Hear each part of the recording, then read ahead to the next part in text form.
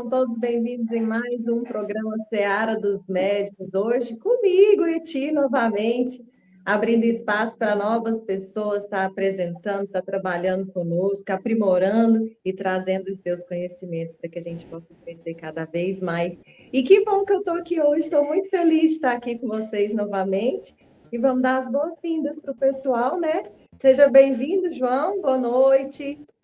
Boa noite, é um prazer estar aqui com vocês, né? E espero que nós possamos levar ao público que nos assiste um pouco de conhecimento, né? É isso. Seja, assim será. Seja bem-vindo, Luiz Gonzaga. Obrigado, Eti. Uma boa noite para você, para todos que compõem essa equipe de trabalho maravilhosa, aí, onde nós podemos estudar e procurar compreender um pouco mais os ensinos da doutrina espírita, né, a respeito da mediunidade. Então, sigamos em frente, que Jesus nos abençoe e que abençoe a todos que estão junto conosco e possamos bem compreender os ensinos que a doutrina espírita nos traz. E assim seja. Que boa noite mais gostoso. A gratidão é toda nossa de ter você aqui com a gente, Luiz. E seja bem-vinda, Alessandra. Oi, boa noite, que maravilha estar com com esse elenco em peso hoje. Um prazer estar aqui, um prazer estar com você novamente, viu, minha amiga? Não sentindo só falta, viu? Tenta ser abraçada. Eu sou suspeita para falar, né, amiga? Nós somos suspeitos. É muito bom saber que a gente faz falta. Muito obrigada. E é só para a gente esticar mais a nossa manta de irmandade, de amizade e aprendizado, trazendo mais pessoas para o nosso grupo, para a gente ir cada vez mais longe. E seja bem-vinda também as nossas vozes de canarinho, a Ábia, a Silvia. Seja bem-vinda, Silvia. Boa noite, é sempre um prazer. Bem-vinda novamente, Eti. A gratidão é toda minha. E também a Rita, que está ali nos bastidores trabalhando, né? E futuramente vai estar atuando com a gente aqui novamente. Hoje, nós vamos estudar o capítulo 74, Eles Sabem. Mas antes da gente entrar no capítulo, como é de praxe, a gente sempre faz a primeira pergunta, o flash talk, né? E o flash talk de hoje, questão de número 55 do livro Qualidade na Prática Mediúnica. Eu vou fazer para quem? É para você, Ale? Ou é para o Luiz? Para você? Você. Hoje, vamos deixar passar na frente as mulheres, então, né? Que todo mundo é gentleman. Então, vamos lá, Ale, questão 55 do livro Qualidade na Prática Mediúnica. Ale, que conselho você dá aos médiuns principiantes que ainda não sabem definir bem os limites entre suas ideias e a que vem dos espíritos? Essa é uma dúvida comum entre o desenvolvendo, quem está desenvolvendo ali no início, que começa aquele deslanchar, é uma dúvida que, assim, dificilmente não vai ter. Então, essa linha que separa o pensamento próprio, que é o animismo, da influência espiritual, que é a mediunidade, ela é muito sutil. É muito complicado, que às vezes você sempre fica pensando. Até os antigos, às vezes, ainda caem nesse momento. Imagina quem está começando, que está ali iniciando, se conhecer. Então, é bem comum. E o livro da Qualidade da Prática Mediúnica, que é justamente o que você já referiu, que reflete também os pensamentos ali do Divaldo Franco. Ele traz que a principal diretriz para quem está começando é não ficar se martirizando com essa dúvida. Não deixe essa dúvida tomar conta. Está em dúvida? Deixa para pensar depois. Fala tudo o que tem que falar, porque se veio naquele momento, é porque precisa ser falado, ser curado, ser atendido. Então, deixa para preocupar depois depois que está ali na avaliação, conversa com o dirigente, conversa com o dialogador, mas no momento deixa fluir, deixa misturar, que é natural mesmo essa dúvida. Então, na primeira coisa, a gente tem que aceitar que o animismo, ele faz parte do processo. Não tem como, ele faz parte, porque é o uso dos nossos próprios conhecimentos, das nossas memórias, da nossa linguagem, os nossos trejeitos. é falado. Agora imagina, quem está começando, deixa fluir. Deixa fluir. Não se preocupe. O que você tem que preocupar? Ah, a mensagem está fluindo, a mensagem é construtiva, ela é esclarecedora, ela está contribuindo, tem lógica com que a doutrina espírita trabalha, fala, estuda. Então, deixa fluir. É uma mensagem edificante? Deixa fluir. Agora, se você percebeu que está naquela vertente ali, de uma interferência que está levando para a vaidade, para o egoísmo, aí você já não fala. Já deixa ele quieto e não fala. Mas se for na sala mediúnica, deixa fluir que o dialogador vai direcionar da melhor forma possível que o que vem ali à tona tem que ser tratado. É isso.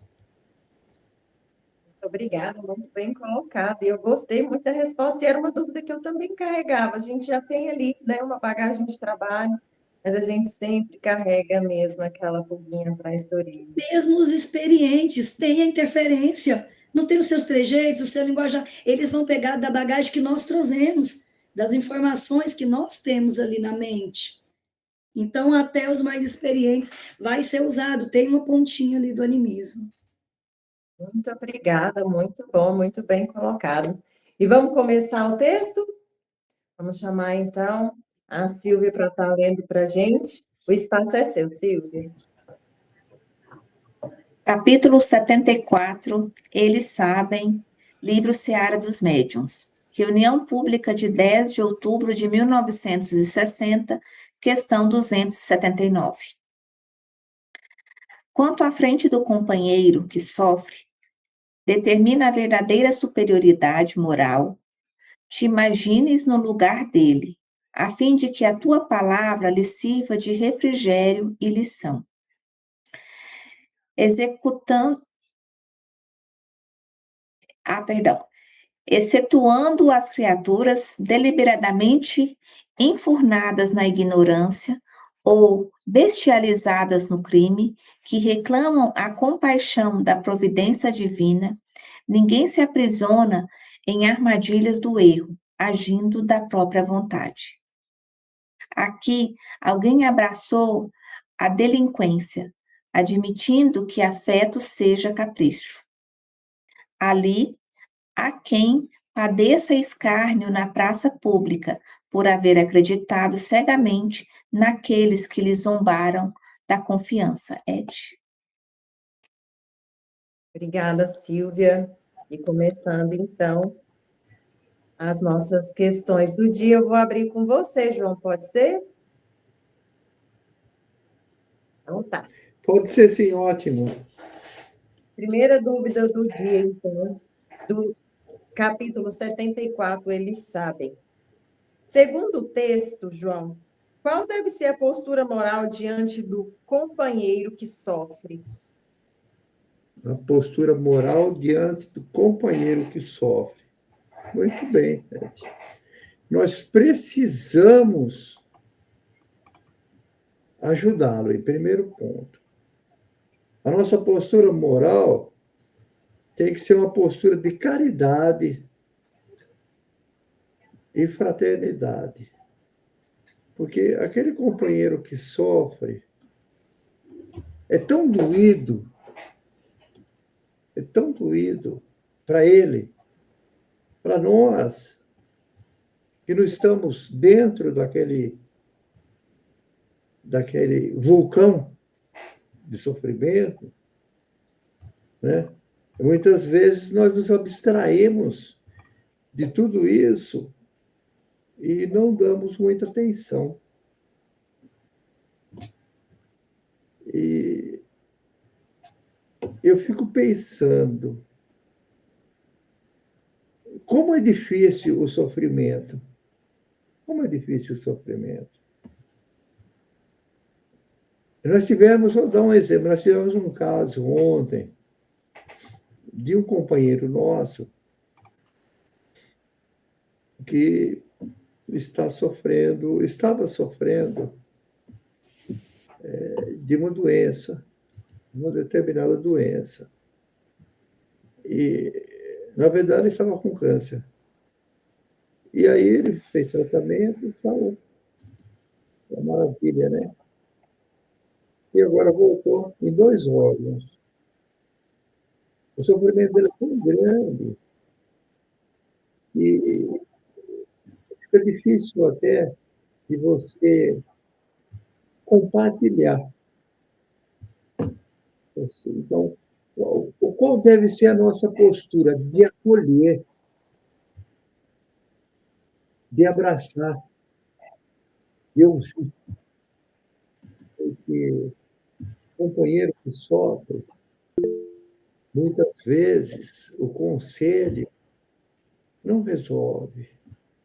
A recomendação não resolve. O que resolve é a sua emoção junto a ele, o seu abraço fraterno, você ouvir o que ele tem a dizer, porque ele está sofrendo. Então, nós temos que ter a calma, dentro da moralidade, e ouvi-lo e aconchegar esse companheiro junto de nós. É isso. Obrigada, João. Luiz, você deseja complementar a fala do João? Não, foi bem colocado, acho que está bem esclarecido aí. Foi bem. Ok, então a gente volta para o texto com a Silvia, trazendo a segunda parte. É com você, Silvia.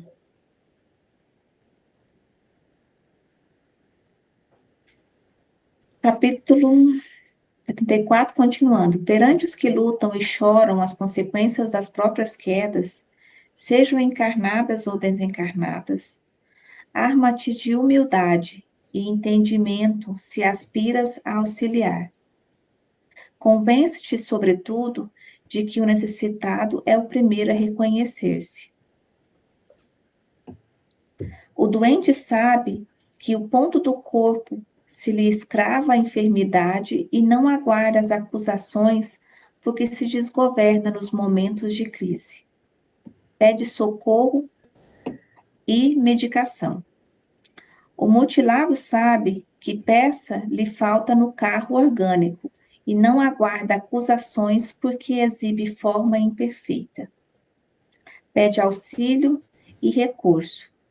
O faminto sabe que tem o estômago torturado e não aguarda acusações porque se aflige em descontrole.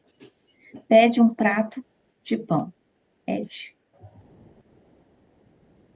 Obrigada, Silvia. E agora eu volto com o Luiz, para a gente poder estar respondendo a segunda dúvida do dia. Luiz, por que o texto afirma que ninguém permanece no erro por simples vontade própria?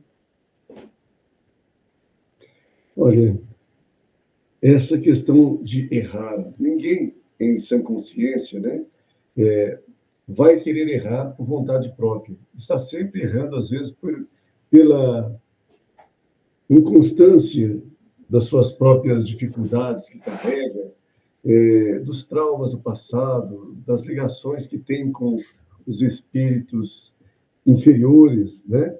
E que às vezes nos induzem, né?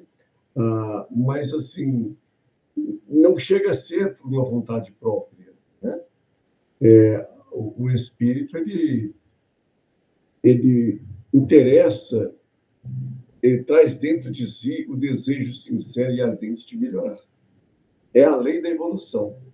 E acontece que, em algum momento, pelas suas fraquezas, pelas suas dificuldades, você cai no erro, né? Então, é natural que isso aconteça. E se acontecem esses erros, o que precisamos de nós que estamos ali auxiliando, querendo dar um apoio emocional, um apoio espiritual a esses nossos irmãos que erram, é acolhê-los com fraternidade, com amor, procurando ouvir as suas dores, porque aquele que erra, ele já sabe que caiu. Quando ele chega a uma reunião mediúnica, por exemplo, ele já chega consciente de que tem uma dor. Ele pode não saber exatamente o que é a dor, a causa da dor, mas ele está ali sofrendo. Então, ele quer acolhimento, ele quer ajuda. Então, o que nós precisamos é de dar esse apoio emocional, esse apoio espiritual, compreendendo-lhe a dor, compreendendo o sofrimento, nada de fazer nenhuma crítica, né?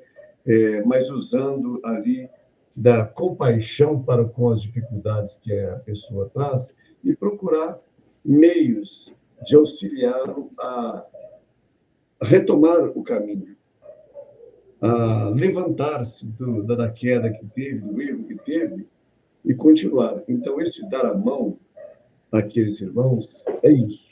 É você respeitar, aceitar que a pessoa está ali com necessidades de ajuda, que ela está ali buscando o amparo, né? Porque ninguém melhor do que ela mesma sabe os caminhos que ela trilhou. E a própria consciência de cada um de nós nos mostra. Sabemos, no fundo, que nós erramos. Às vezes a gente até não admite os nossos erros, né? Quando ainda fala muito alto o orgulho ou vaidade. Mas está lá, ele está sabendo, da voz da consciência trazendo. Então, o que ele precisa é aquela mão que se estende àquele que está caído. Então, é um apoio emocional, o amor sincero, como nos ensinou Jesus. Porque é assim que Jesus fazia, né?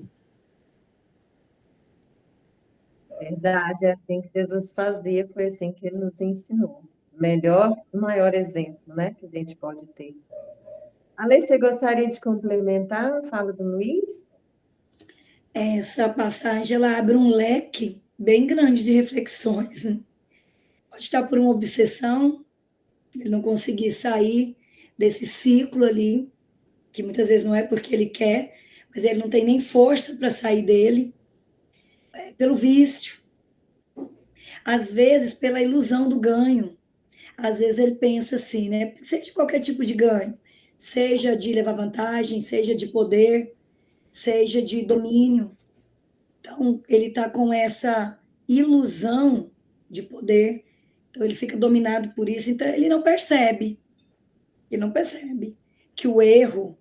Mas aí, quando ele começa a ter, adquirir uma consciência, que é o que traz o título, o saber, ele começa a imaginar: opa, peraí, cada ato negativo vai ter um débito doloroso. Isso pode levar muito tempo, ou até após ali, né? Tanto que a gente recebe muito na sala mediúnica. E volta e quantas vezes for preciso. Mas ele vai percebendo que se ele sustentar esse erro, vai acarretar mais sofrimento ainda. Então, quando ele começa a ter esse despertar, ele começa a reunir mais forças para romper esse ciclo.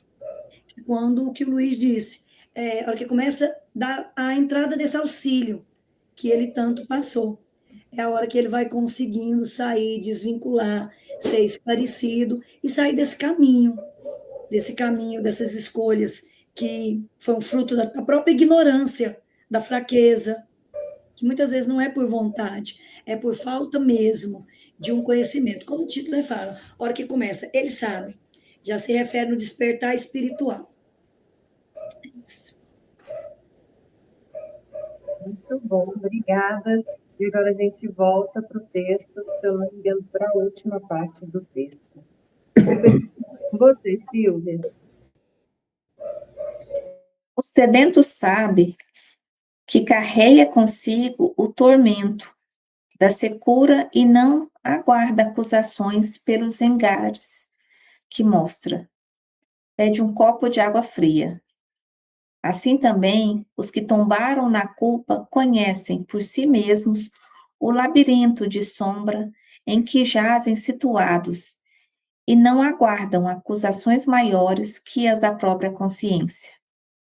Em se vendo dementados e cegos, humilhados e infelizes. Diante, pois, do irmão que caiu em remorso e rebeldia, azedume ou desespero, não lhe batas nas chagas. Se queres efetivamente reajustá-lo, deixa que o teu amor apareça e lhe tanja as cordas do coração. Ed. Obrigada, Silvia. E agora a gente continua com a Alê, né, Alê? A terceira questão do dia. Alê, o que representa a comparação entre o inferno físico e o espírito culpado? Isso já deixou aí bem claro que o enfermo sabe aonde a pedra ali aperta, né? Aonde ele está precisando. Porque o enfermo do corpo, ele necessita de cuidado, de paciência, de tratamento, como o texto traz bem. E o enfermo sabe aonde está a sua dor. O espírito culpado, aí ele já vai falar em sofrimento, que carrega aquela enfermidade da alma, um remorso, uma revolta, um orgulho, um desequilíbrio, um sofrimento. E é uma ignorância espiritual, sofrimento ali espiritual. E ninguém condena, é quando a gente pensa assim, ninguém condena um doente físico por estar com febre, por estar com uma ferida. E ao contrário, ele faz a já correr e socorrer, porque que a hora que é da alma é dito como frescura, é passado sem dar importância. Se nós não estamos vendo, talvez seja mais sério ainda, porque você não sabe o tamanho, não sabe a gravidade.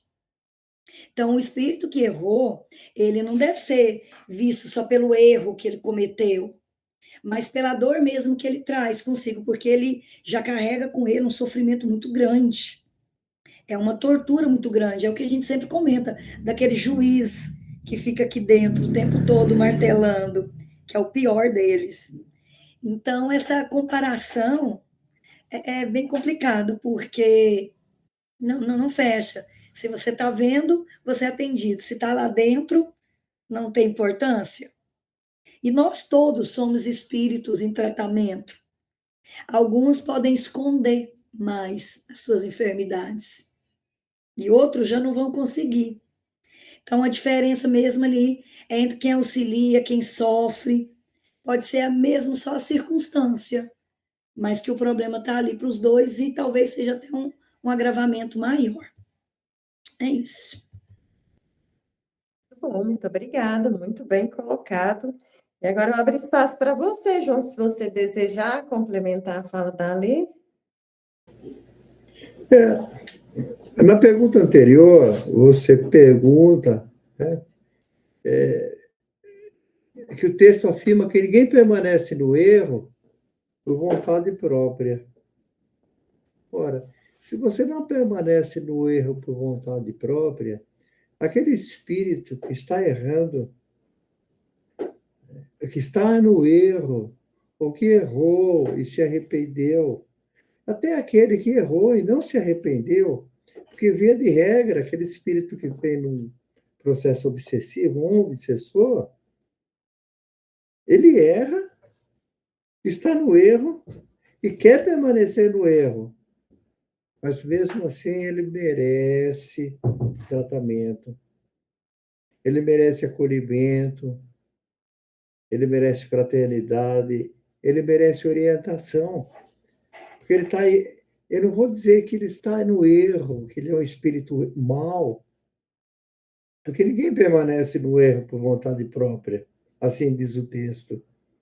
Mas ele está equivocado nas suas decisões, no seu caminho. Ele pensa que está fazendo o correto. Ele imagina que está fazendo o correto.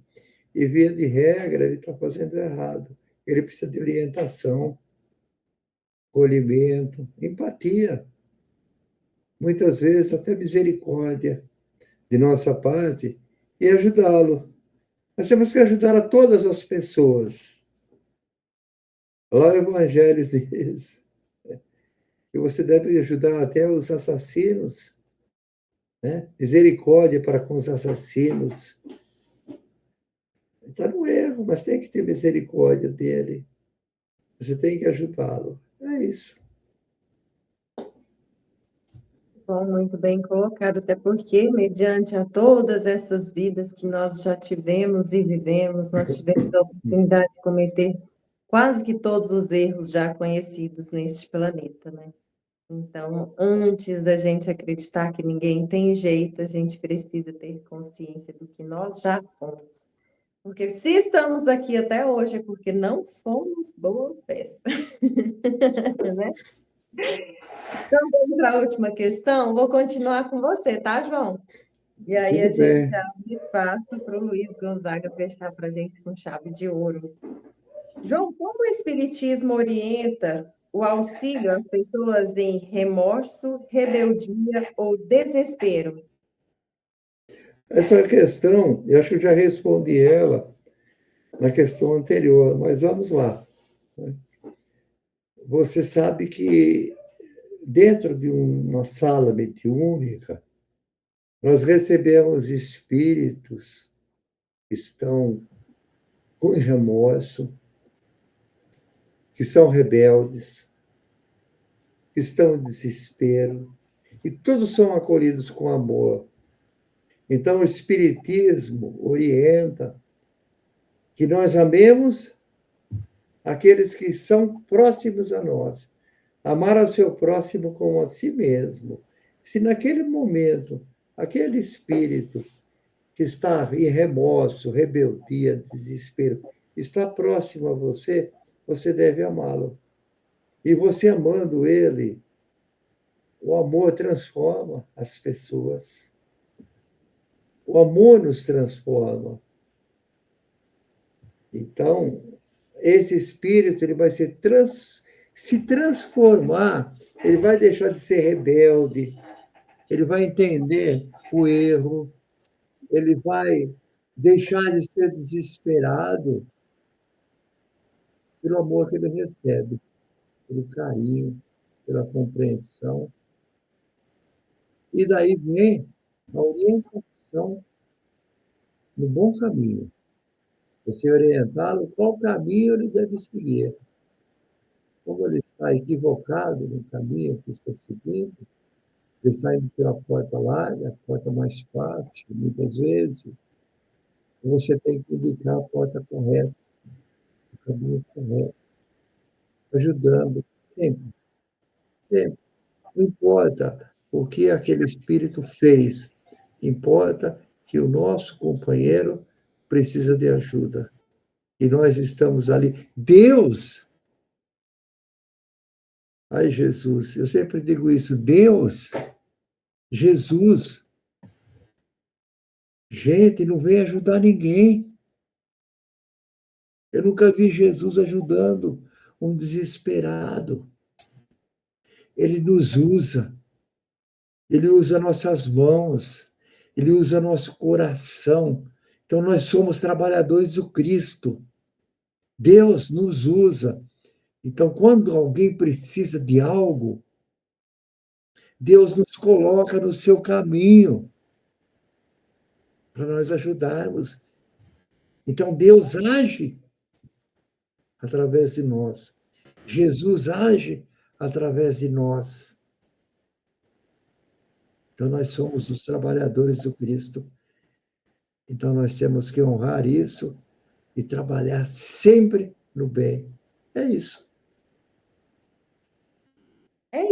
É isso tudo.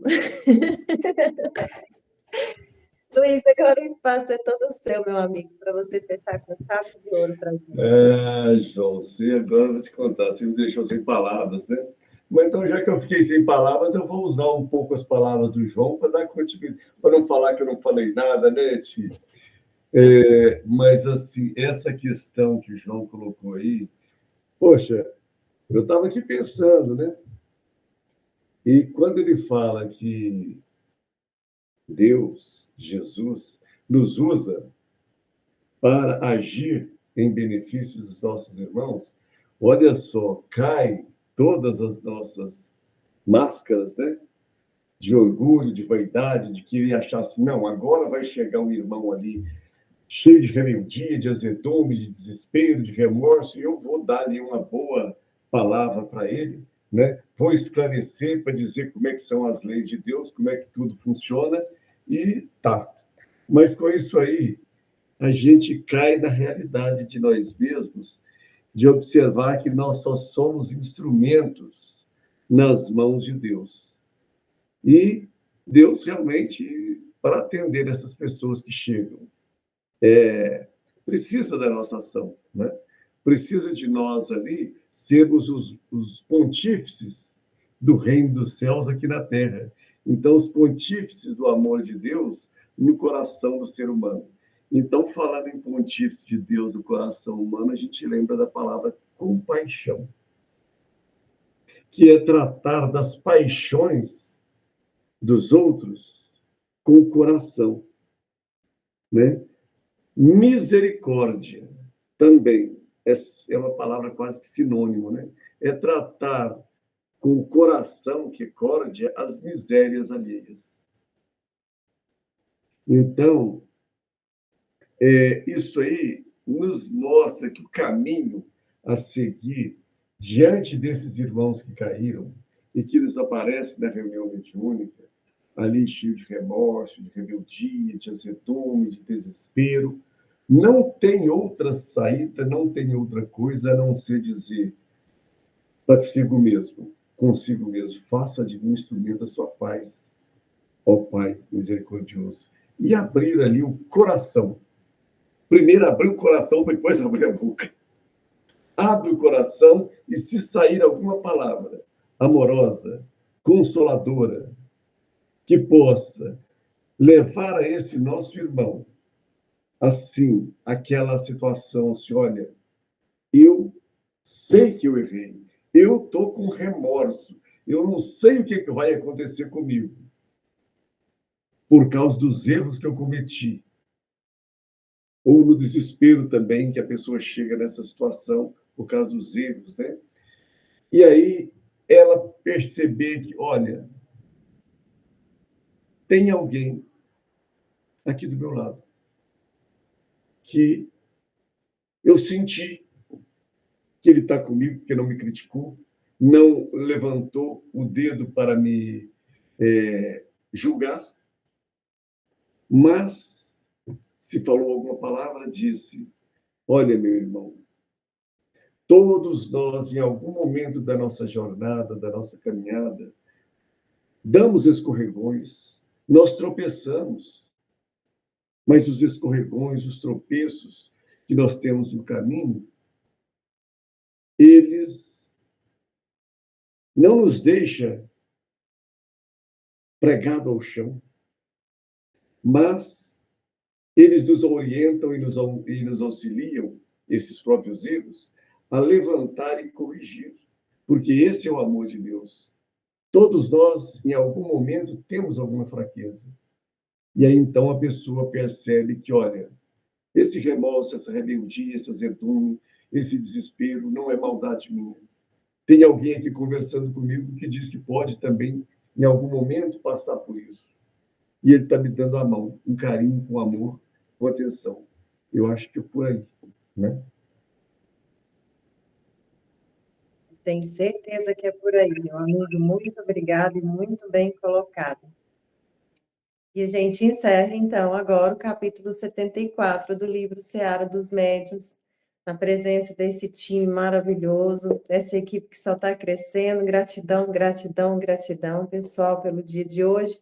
E na próxima semana nós vamos estudar o capítulo 75, Expliquemos. Não será comigo, mas eu estarei assistindo vocês.